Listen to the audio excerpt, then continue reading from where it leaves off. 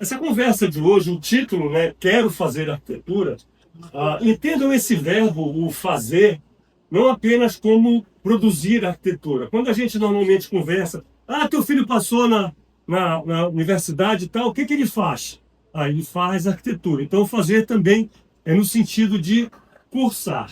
Eu roubei esse nome aí, Quero Fazer Arquitetura, do livro que vocês têm que ler, que é um livro espetacular, tem em PDF na plataforma desse arquiteto espanhol chamado Alberto Campo Baeza, que é Quero Ser Arquiteto.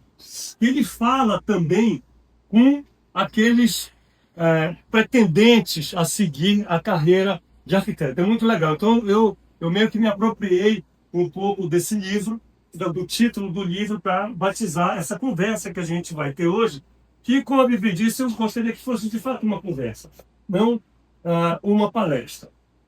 Bom, essa situação de conversar com gente que quer fazer arquitetura, como eu já estou velho, eu tenho 62 anos, muita gente aparece lá no escritório com um filho, com um sobrinho, com um amigo, com um neto, até, olha, conversa aí, entendeu, com meu filho, com a minha filha e tal, que ele quer fazer arquitetura, né? Putz, quando rolou essa história, né, quando começou a rolar essa história, eu mostrava o escritório, mostrava projeto e tal, mas aí depois eu comecei a sacar, disse, vem cá, e se essa pessoa não me curtir, não gostar de mim, será isso aí que é ser arquiteto? Eu não quero, vou mudar de ideia. Então, muita presunção me oferecer, me apresentar como o exemplo daquilo que é ser arquiteto. Tá? E eu comecei a mudar um pouco o discurso e tentar falar um pouco sobre arquitetura, assim, do nível bem, eu diria rasteiro, mas no nível que eu consigo me expressar também, que eu consigo falar e que fosse inteligível. Né? E também nessas conversas eu vi algumas vezes que às vezes o pai, ou mesmo o menino, a menina, me fazia certa pergunta que eu disse, vem cá, acho que tu não sabe direito o que é esse papo de arquitetura. Então eu comecei também a falar sobre alguns mitos que existem acerca da arquitetura e tentar ir afastando isso. Então a minha conversa com vocês hoje é justamente para falar um pouco do que eu entendo que seja arquitetura, porque existem entendimentos diversos, e também tentar afastar alguns mitos, tá bom? A primeira coisa que eu normalmente faço, acho que por pura curiosidade, é perguntar, vem cá, tu resolveu fazer arquitetura? Que história é essa? E normalmente, ou a grande maioria das pessoas dizem assim, não, eu quero fazer arquitetura por causa do meu tio, por causa do vizinho que é arquiteto, a minha mãe, aqui, entendeu? Perguntar para a Bibi, posso fazer arquitetura por quê? Não, por causa dos meus tios que são arquitetos. Tá? Mateus, por causa da mamãe Márcia, que é arquiteta. A grande maioria falava que era por causa de alguém. Tá? Não sabia absolutamente nada sobre arquitetura, eu tinha assim, uma ideia muito vaga daquilo que seria arquitetura. E comigo também não foi diferente, olha só. Eu sou arquiteto por causa desse cara aí. Olha o tio Cláudio aí. Cláudio Cativo, arquiteto, infelizmente faleceu tem uns 3 anos, me faz muita falta fisicamente, mas eu ainda estou com ele direto. E esse aí sou eu, acho que eu tinha uns 8 ou 9 anos, né? Eu resolvi ser arquiteto por causa dele. Eu fui sacar o que era arquitetura, eu acho que depois de formado e depois de começar a dar aula aqui na UNAMA, que os alunos começaram a me fazer perguntas, e meu Deus do céu, como é que eu vou me sair dessa pergunta? E aí minha ficha foi começando a cair, por uma série de coisas que ainda caem hoje, de vez em quando eu acordo, agora que eu entendi essa história. Então, assim, eu coloco isso porque quem entrou no curso agora aí, será que é arquitetura? Então, não sabe saber o que é arquitetura para cursar arquitetura. Basta ter alguma coisa que motive, né? Voltando lá para a conversa com a criança que quer ser arquiteto. Primeira coisa, o que é arquitetura? Né? Olha só, eu quando estudava, ouvia frase do Goethe, arquitetura é música petrificada. Música petrificada? Vila Nova Artigas. Arquitetura é quando a gente faz cantar o ponto de apoio. Meu Deus do céu. Diabo é isso que estão falando. Como é que eu vou dizer, meu pai, o que é arquitetura? É música petrificada, meu filho. Como é que vai dizer música petrificada? Que é isso? Eu fui compreender mesmo que era arquitetura quando eu li esse livro daqui, né? Chama Matéria, Ideia e Forma, uma definição de arquitetura. O Elvan Silva, essa bibliografia é obrigatória. Maravilhoso. O Elvan Silva diz o seguinte, a arquitetura é a artificialização do meio. Só uma coisa, pessoal, quando eu falo arquitetura, eu não estou me referindo só ao prédio, eu estou me referindo também à rua, à praça, às questões urbanas, certo, professora Helena? Tá? Antes que ela olhe para mim de lá e agora, presta atenção no que tu está falando. Aí assim, a gente olha e explica, mas é uma coisa tão simples assim. A arquitetura é toda e qualquer modificação do meio ambiente para que o homem consiga viver. Então, assim, o prédio é arquitetura, a praça é arquitetura, qualquer modificação que o homem faça, construa alguma coisa para que ele possa viver, é arquitetura. Tá? É claro que isso não é um entendimento universal. Nosso grande mestre, Lúcio Costa, fazia uma distinção entre arquitetura e construção. Ele dizia, não, arquitetura é construção mais intenção plástica. Eu não concebo uma arquitetura que não tenha alguma intenção plástica. Tá? Mesmo que essa intenção dê errado depois, a plasticidade seja ruim. Então, retomando lá o Elson Silva, o que ele diz? A gente não discute se um prédio é ou não arquitetura. A gente discute a qualidade da arquitetura do prédio. Então, a arquitetura, para ele, e para mim é o que faz sentido, não é uma qualidade das edificações. Não é um adjetivo, como ele diz. A arquitetura é um substantivo que pode ser adjetivado. Bem, mas assim, essa simplicidade toda em que se define a arquitetura não quer dizer que a arquitetura seja uma coisa assim, porque ela envolve coisas muito complexas. Tá? Tanto que essa frase aí, que é clássica, que todo mundo fala, a arquitetura não é um campo disciplinar fechado. Esse senhor aí, o Johann Palacio, que é bibliografia obrigatória para todos nós, ele tem uma frase que é muito bacana. Ele diz, temos que admitir que nossa disciplina da arquitetura não possui uma teoria própria. A arquitetura é sempre explicada por meio de teorias que surgiram fora do seu âmbito. Então a gente vai ver que a arquitetura envolve tanta coisa e é explicada ou permeia o mundo da filosofia, o mundo da física, o mundo da geografia, enfim, tá? O mundo dos estudos do meio ambiente, etc. Eu montei aqui essa nuvem de palavras, tá? Tentando colocar aqui diversos aspectos que a arquitetura aborda. Então, assim, tecnologia, economia, moral, política, ética, sociologia, simbologia, enfim. E toda vez que eu refaço essa palestra, eu já fiz essa palestra, acho que umas 3 ou 4 vezes, e também parte das coisas que eu falo aqui fazem parte da minha aula, eu coloco uma palavra nova aqui, eu descubro que tem um vínculo diferente, e eu vou colocando aqui. Então, o que eu vou fazer agora? Eu vou rapidamente falar de algumas coisas, tá? Que passam pelo mundo da arquitetura, que a arquitetura, onde a arquitetura se apoia, digamos assim, para que a gente compreenda essa complexidade. Primeira coisa, a arquitetura é algo que tem substância material, ela existe concretamente. A gente pega na arquitetura, tá? Pega na. Não confundir com o espaço arquitetônico, que é esse ambiente aí, daqui que é permeado de luz, e de ar, e de vida, e de relações. Eu estou falando da arquitetura do ponto de vista físico. E como uma coisa física que precisa se erguer, que precisa existir, ela tem que se apoiar na ciência e estar de acordo com as leis da estática dos corpos rígidos. Ela tem que obedecer à lei da gravidade. Então, se a gente pegar, por exemplo, uma estrutura aqui de uma edificação, a gente vê que as lajes jogam cargas aqui nas vigas, tá? E as vigas jogam carga nos pilares, que jogam carga na fundação, que jogam carga no solo.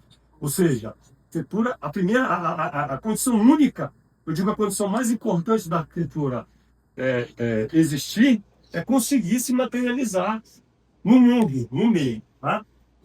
A arquitetura também envolve construção, porque para você edificar alguma coisa, você tem que construir. Então a gente tem que passar pela técnica, pela tecnologia, pela forma de colocar os espaços, os prédios em pé. A arquitetura é algo que permeia o meio ambiente também. A arquitetura ela é uma intervenção no meio. Então, por mais que a gente tente fazer uma arquitetura que tenha uma certa harmonia, sempre ela é transformadora. Ela consome recursos, consome meios, ela tem impacto no meio ambiente, ela consome energia, ela gera resíduos. Então, a arquitetura ela está diretamente ligada com as questões do meio ambiente. Prédio aqui que é formado de placas solares e tal. Tá? A arquitetura também, quando ela se ergue, quando ela se materializa, ela espacializa atividades. Ela organiza atividades. Então, ela tem que ter um viés de olho aqui no funcionamento das atividades, das funções é demais, tá? Que vão ocorrer dentro de determinada edificação. Por exemplo, um hospital, ele precisa estar configurado de uma certa forma que os fluxos se façam de maneira que se permita o funcionamento do hospital. Também constituído dos ambientes, dos cômodos, para que as atividades sejam passíveis de serem desenvolvidas. Da mesma forma, também, ele é constituído, a arquitetura é constituída de uma rede de instalações que faz possível o exercício das atividades. Por exemplo, isso aqui é uma foto do hospital em construção que a gente vê aqui. A rede de água, a rede de esgoto, o ar-condicionado, a rede de sprinkler, a rede elétrica, lógica, fluidos medicinais, etc. Tá? Se não tiver isso aqui, a arquitetura não tem como funcionar. Então, nós estamos aqui precisando aqui do ar-condicionado, da luz, etc.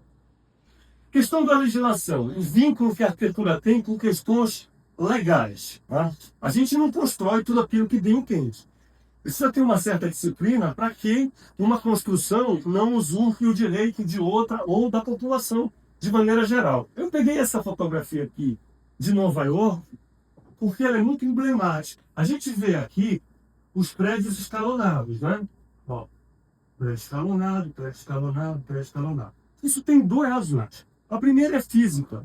De fato, para você construir em altura, você tem que, de alguma maneira, compor a edificação de forma que ela seja estável. E a outra é legal. Quando em Nova York começou o processo de verticalização, os prédios começaram a ficar tão altos que a municipalidade disse, espera aí, nós vamos ter que assegurar de alguma maneira que as ruas não fiquem escuras, sombreadas. Então eles obrigaram que os prédios, à medida que fossem se elevando, fossem fechando para que os raios solares pudessem passar e as ruas não ficarem tão escuras. Então, a arquitetura tem um vínculo com as questões legais. Economia. Tá? A arquitetura faz parte do giro do dinheiro. Tá? Entendeu? Ela custa dinheiro para construir, custa dinheiro para manter, abriga atividades que geram dinheiro e ela, por si só, também pode gerar dinheiro. Essa foto aqui é do Museu Guggenheim em Bilbao. Projeto de Frank Gehry, na virada do século, acho que 1999, anos 2000. Por que ele está aqui? Porque essa arquitetura, palhafacona, extravagante, discutível na minha maneira de ver, ela tem um papel fundamental para a economia de Bilbao. Ela traz pessoas para ir visitar o prédio. Ela atrai pessoas para a cidade. E o tal do efeito em Bilbao depois foi replicado em outras cidades. Bom, bora fazer aqui uma obra de arquitetura para a gente potencializar esse turismo, tá? Trazer as pessoas e fazerem com que elas gastem os seus dinheirinhos aqui. O que começa a ficar um pouco mais bacana. Tá? O papel social, o vínculo da arquitetura com a pessoa, o compromisso social da arquitetura. Tem uma outra frase também que eu já não me lembro onde eu vi, que diz assim, a arquitetura ela é palco e cenário da vida. É na arquitetura que a vida é possível. Então ela organiza essas relações, ela abriga essas relações. Olha só, esse aqui é um prédio é da FAO, em São Paulo. Projeto do Vila Nova Artigas, eu acho que isso é do início dos anos 70, no final dos anos 60, né? Pau cantando, ditadura militar. Pouco tempo depois da inauguração do prédio, Vila Nova Artigas teve que fugir, porque era comunista e tal, e o prédio ficou lá, funcionou 3 anos. Ele voltou em 1980, um processo humilhante, teve que dar uma função. O vínculo da arquitetura com a questão social, com as relações entre as pessoas, ele é muito próximo. Não apenas, digamos, nessa arquitetura erudita. Olha só, isso aqui é uma aldeia indígena que as partes, digamos, mais privadas, cobertas, elas todas convergem para um centro onde ocorre a interação entre as pessoas. Ou seja, a arquitetura, assim, da mesma maneira, como nesse caso, ela favorece as relações sociais, em outros ela pode também desagregar essas relações. Questão sanitária que envolve a arquitetura. Olha só, essa existência que a gente está falando das relações, a gente tem que pensar também na existência biológica do ser humano que ocupa, ou que usa, ou que vive na arquitetura. Uma pessoa que mora aqui, numa palafita dessa, você tem uma foto aqui de Belém. Tá? Peguei na internet desse senhor aqui, Augusto Ferreira, não sei quem é. Tá? Mas uma pessoa que mora aqui, nessas palafitas, diferentemente de quem mora aqui nesses prédios, ela está muito mais suscetível a uma situação de risco do ponto de vista da salubridade física do que quem mora aqui. E mesmo quem mora aqui, tá? Existem diferenças entre outros sujeitos que moram de frente para o sol da tarde e tem uma reação biológica do seu corpo, diferentemente do sujeito que mora de frente para o sol da manhã. Isso aí vocês vão estudar em conforto ambiental. Tá? Então, assim, a arquitetura, algumas vezes, ela é a diferença entre a vida e a morte. Tá? Ó, isso aqui é arquitetura. Tá? Mas as pessoas que moram aqui, elas estão submetidas a uma situação de risco mesmo. Você tem uma foto da Vila da Barca. Tá? Ainda hoje é assim, porque o projeto lá não permitiu. Então, a questão sanitária da arquitetura ela é muito importante. Tá? Esse existir também tem que ser um existir em paz. A arquitetura ela é feita para todos. Todos têm direito à arquitetura. Vocês já ouviram várias reportagens, sobre a tal da arquitetura hostil. Né? A do Júlio Lancelotti lá, entendeu? Protestando contra essa forma de tratar o espaço público para expulsar os moradores de ruas, tá? E vão deixar que eles ocupem sujando a cidade. Aliás, essa prática de se livrar dos pobres, a gente vem encontrar aqui em Antônio Lemos, quando fez lá o Asilo da Mendicidade, no início do século XX lá. Hoje, como é o nome, é escola militar, né? Tá? Antigamente era o Asilo da Mendicidade, depois passou a ser o Asilo de Idosos. Mas assim, tá? O poder, de vez em quando, ou quase que sempre, tenta expulsar aquilo que não quer ver, a sujeira, a pobreza e tal. Olha aqui, você já viu alguns bancos de praça que eles têm esses apoios aqui? Isso não é para o sujeito não sentar confortavelmente e colocar os braços. Não, é para não deixar o cara que não tem casa dormir. Da mesma maneira que isso acontece em ponto de ônibus, etc. E tal. Então, a questão ética e moral também ela permeia a arquitetura. Questão simbólica da arquitetura. Olha só, a arquitetura ela é um sistema de linguagem também. Ela comunica ideias. Ela evoca reações, sentimentos. Aquele senhor do palácio, do início dos slides, ele diz que um prédio é um instrumento mental, não para conduzir ou obrigar as pessoas a pensarem de determinada maneira, mas sim para libertar os pensamentos, para emancipar os pensamentos das pessoas. Então, assim, numa interpretação bem rasa, que não é minha, tá? Você vê aqui a Capela de Ronchamp, que vocês vão estudar também, se é considerada uma das obras-primas da arquitetura, do Le Corbusier, e ver diversas interpretações para ela. Ó. Mãos em oração, um barco, um pato, um chapéu de freira, ou mesmo dois seres se abraçando. Quando a gente fala em comunicação, sistema de linguagem, naturalmente a gente está falando de política. Tá? Porque a política também é uma forma de comunicação, ou utiliza a comunicação para impor domínio, impor governo, impor poder.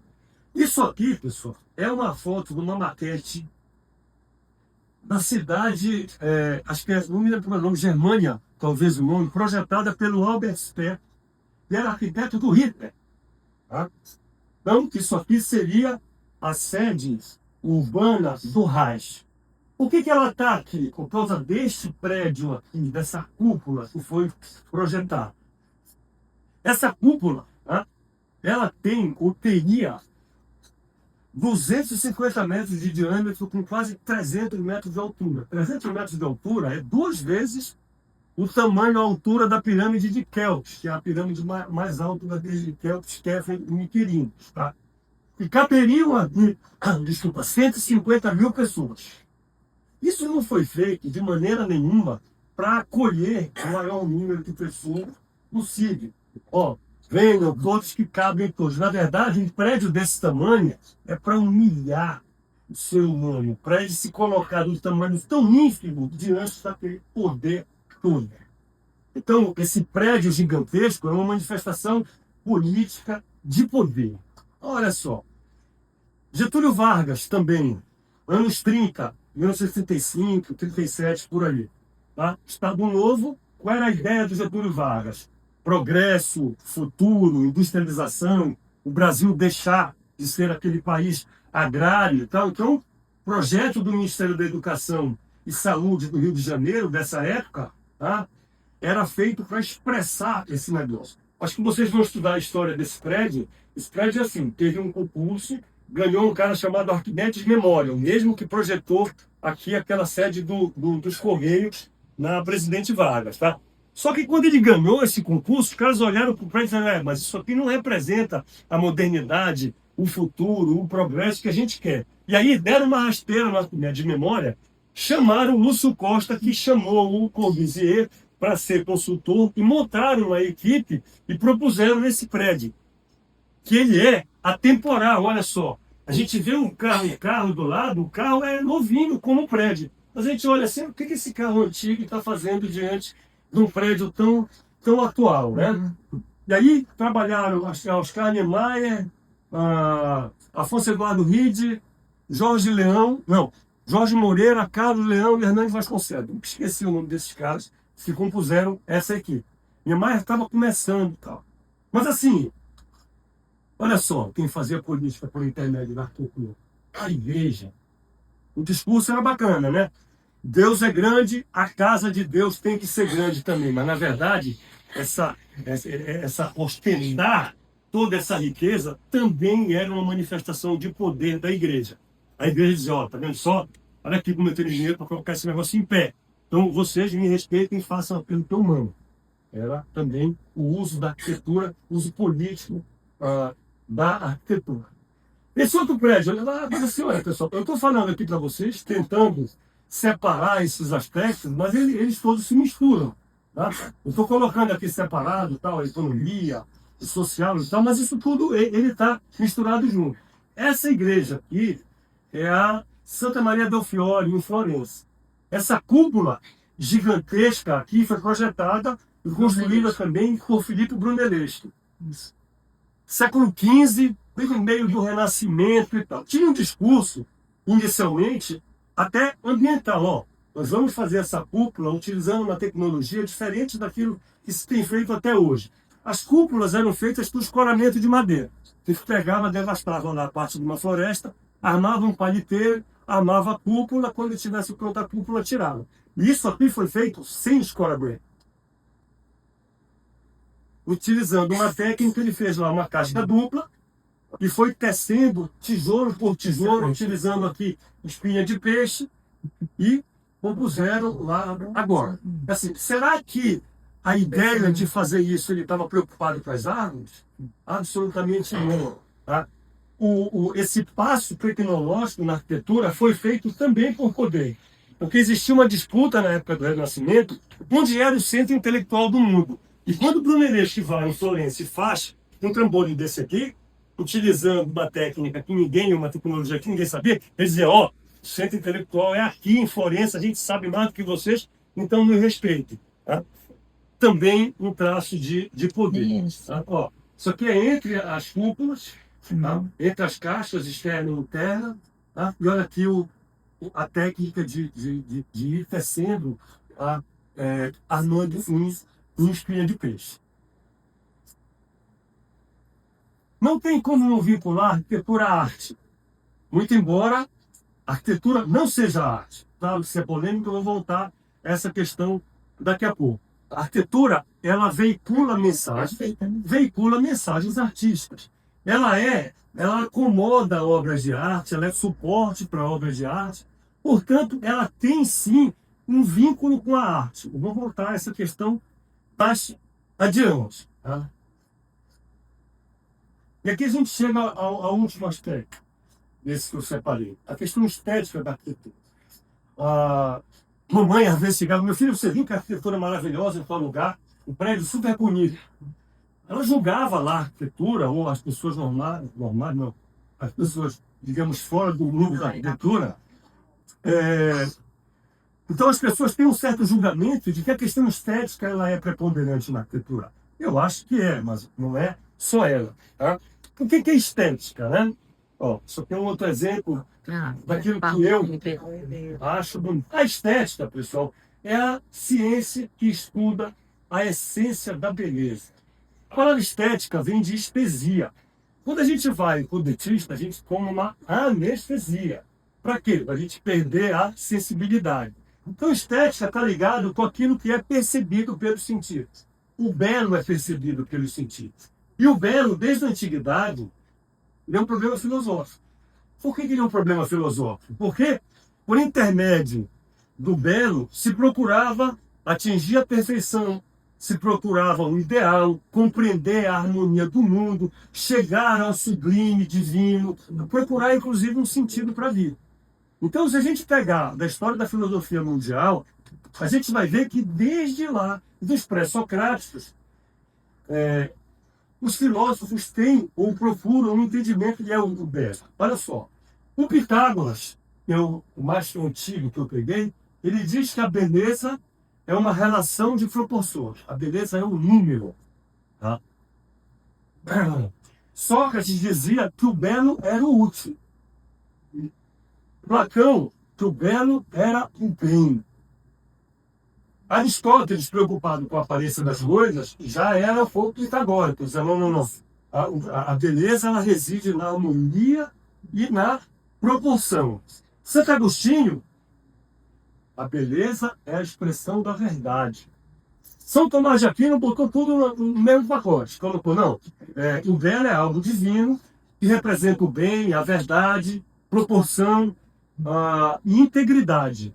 Quando ele chama de integridade, o que é integridade? É quando alguma coisa, se tu colocares algo, faça no ponto, sobra, e se tu tirares algo, falta. Mais recentemente, Kant dizia que o belo é algo que agrada sem conceito. Tá? Bateu o olho, me agradei. Stendhal, esse é o que eu mais gosto, que é um escritor francês. Ele dizia que a beleza é a promessa de felicidade. Esse Alain de Botton, esse cara, a exemplo do Santo Agostinho, ele fala que a beleza é a manifestação material da verdade. Vitrúvio, nosso pai da arquitetura, ele dizia assim, não, a beleza é o equilíbrio, a harmonia, a perfeição das proporções, e que usava a natureza como referência. Eu noto daqui a pouco falar nisso. Outros, mais recentemente, Corbusier dizia que a beleza residia na simplicidade, na funcionalidade, na harmonia com o meio ambiente. Esse Eric Friedman falava que o belo é quando está tudo no lugar certinho. Oscar Niemeyer, ele dizia que não, a beleza reside na funcionalidade, na alegria e na surpresa. Ele tinha umas frases esquisitas, dizendo, não, toda fachada precisa ter uma surpresa. Bom, mas se a surpresa for negativa? Zaha Hadid dizia que o mais importante era despertar sentimento. Mas assim, cedo, né? com todo esse papo, tá? Ao fim e ao cabo, o arquiteto tem que descobrir qual é a forma material da beleza. Ou seja, você tem que pegar toda essa conceituação e colocar no objeto que tem existência concreta e dotá-lo de uma relação de proporções que ele possa representar esses ideais de beleza. Como é que o homem tem tratado esse problema da forma material da beleza? Alguém teve uma ideia genial. Seja assim. Deus é o supremo arquiteto do universo. Deus é perfeito. Então os projetos de Deus têm que ser bonitos. Não tem como discordar da beleza de um projeto de Deus. Então, se eu conseguir pegar as edificações e dotar das proporções, ou mesmo das formas das coisas naturais, ela necessariamente será bela, e ninguém vai discutir isso. Quem vai discutir a relação de proporções que tem numa onda do mar, num caracol e tal. E aí eles começaram a buscar que proporção seria essa. E chegaram aqui num número que é 1.618, que é um número, vocês vão estudar depois o que é a seção áurea, etc., que seria a fórmula da proporção da beleza. Tá? E aí, ó, começaram a encontrar a seção áurea em tudo que é lugar. Tá? Tem um livro do cara, acho que é Livro, se eu não me engano, ele desmonta um pouco essa história de que esses prédios eles tinham a seção áurea. Por exemplo, ele diz o seguinte, ó, o Partenon, por exemplo, você só consegue aplicar aqui a seção áurea, tá? Se você desconsiderar uma parte ou considerar outra, vai arredar um pouquinho para cá e tal. Mas isso serve para o discurso. Né? Sei lá, se o Iquitinos e o Carícrates, que foram os arquitetos do Partenon, colocaram lá a seção áurea. Não importa. O que importa na vida é a versão, não o fato. Né? Niemeyer. Tá? Niemeyer pegou aqui, no Museu de Niterói, o ângulo aqui do cálice que ele fez é exatamente o ângulo do Pão de Açúcar. Ou seja, isso é uma maneira de se apropriar de uma forma natural, tá? E dotar a forma artificial, tá? Dessa propriedade. E aí o homem vem começando a investigar as formas naturais para extrair as proporções para colocar na arquitetura para ninguém dizer que a arquitetura dele é feia. Tá? Então, esse aqui é o homem vitruviano, 1490, o modulor de Le Corbusier, vocês vão estudar também, que é uma relação, um sistema de proporções lidos a partir do corpo humano.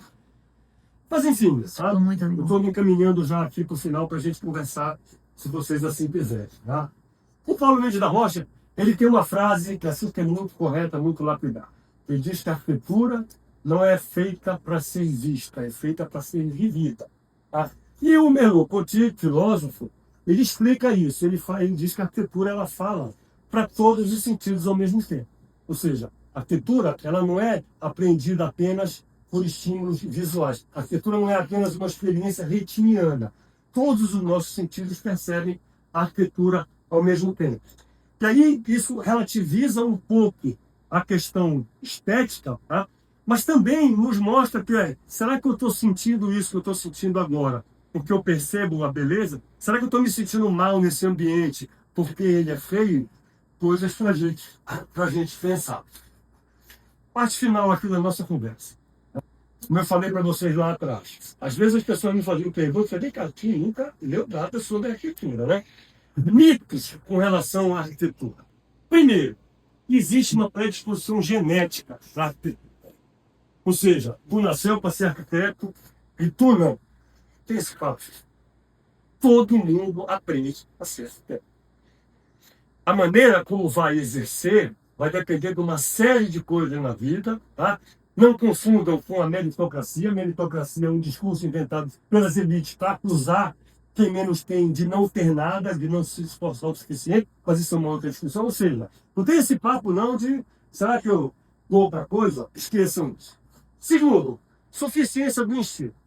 Então, quando a arquitetura tenha aparecido na história da humanidade como abrigo, e que o homem sim se cobriu por instinto, não se faz arquitetura só de maneira instintiva. Pode até se fazer, mas qual a qualidade desse tipo de arquitetura que se vai fazer? Você precisa estudar para ser arquiteto. Precisa passar por todas essas questões e mais outras também que vocês possam me sugerir e eu colocar na minha próxima palestra. Por instinto não dá. A gente tem que sentar e ralar. Outra questão também, criatividade. Tá? Eu fazia uma... Sempre que eu dava aula aqui na UNAMA, e depois eu parei de fazer isso. Vamos fazer aqui, eu quero ver se vocês são criativos. Desenhem aí algo que vocês nunca viram.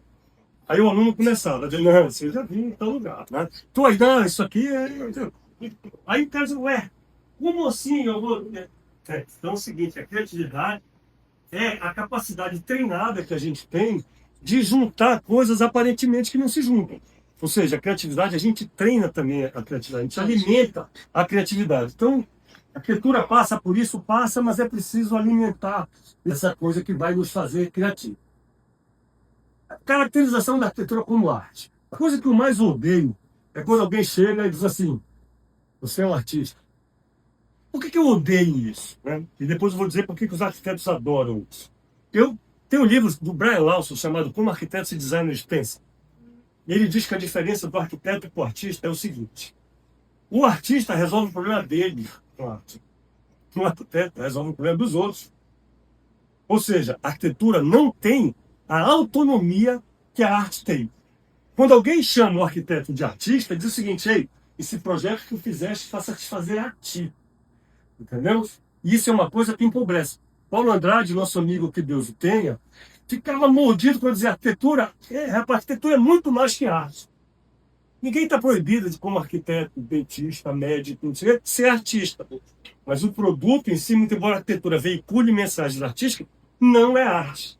A arquitetura tem muitos compromissos além da arte. Agora, o arquiteto adora ser chamado de artista porque o artista é tomado pela sociedade como alguém especial, que Deus disse, te deu algum tipo de característica que é diferente lá da galera toda. Aí o artista, eu sou diferente dos outros. Ainda tem mais uma explicação canalha para isso, porque o artista não precisa dar satisfação da arte dele para ninguém. O arquiteto precisa dar satisfação. Se o prédio que ele projeta não funcionar, não prestar, ele tem que dar satisfação para a sociedade, entendeu? Então, eu ser artista, eu adoraria, entendeu? Ele tem que deixar de explicar os projetos que eu faço. Não, aqui eu errei, não sei o que e tal. Então, quando você é batizado como artista, ele deixa de dar essas explicações. Uma outra coisa, a arquitetura como meio de autoexpressão. Imagina se o caráter das pessoas viesse para os seus projetos. Eu sou um sujeito insuportável. Bravo, amargo, tal, meus prédios são insuportáveis. A arquitetura não é lugar para isso. A arquitetura não é feita para o arquiteto, sim, muito embora o arquiteto ele pense uma vida para o projeto e o projeto viva uma outra vida, tem um cara que diz que nem a arte deve ser meio de autoexpressão. Ou seja, o que tu pensa nesse dia, como tu está mordido, feliz, o projeto não tem nada a ver com isso. Uma penúltima questão, que é a primazia da beleza. A arquitetura tem um compromisso com a beleza? Sim. Eu acho que a arquitetura, de fato, tem que ser bonita. Mas a beleza não é o único compromisso que a arquitetura tem. E uma última questão, que é que a arquitetura é exclusividade do rico. Quem menos precisa de arquitetura é o rico. Na verdade, o rico quer arquitetura nem tanto para o seu conforto. Ele quer arquitetura para esfregar na cara dos outros que ele é rico e ele pode ter acesso a isso. Quem mais precisa da arquitetura é quem menos tem, para resolver as questões sanitárias, para resolver as questões sociais, para resolver questões que são mais essenciais para a vida, claro, que penso eu. Para fechar, pessoal, eu trago aqui duas frases de duas pessoas muito queridas que, assim, na minha maneira de ver, revelam, identificam, caracterizam o tamanho da arquitetura e a importância da arquitetura. Do que a gente está falando? Essa moça aqui, Riva Ferreira da Silva, que hoje à tarde a defesa do TCC dela, ela é minha aluna, foi minha aluna, ela é quilombola. E eu perguntei para ela, vem cá, Riva, se tu tiraste esse negócio de fazer arquitetura desse pessoa, a arquitetura é a melhor maneira de eu ajudar a minha comunidade. Olha a importância disso, o tamanho e a profundidade desse negócio. E o Jorge Moura, meu amigo, meu irmão, filósofo contemporâneo, inteligentíssimo, ele diz assim, a arquitetura ela é muito mais que profissão. A arquitetura é formação, ou seja, o arquiteto é aquele ser que constrói a competência para transformar o mundo para que as pessoas vivam melhor. E essa competência ela é entupida de conhecimentos diversos que levam o Palasma a dizer que não existe um campo disciplinar próprio da arquitetura. Bom, pessoal, rapidinho, a gente pode conversar. Muito obrigado. A conversa inicial, né?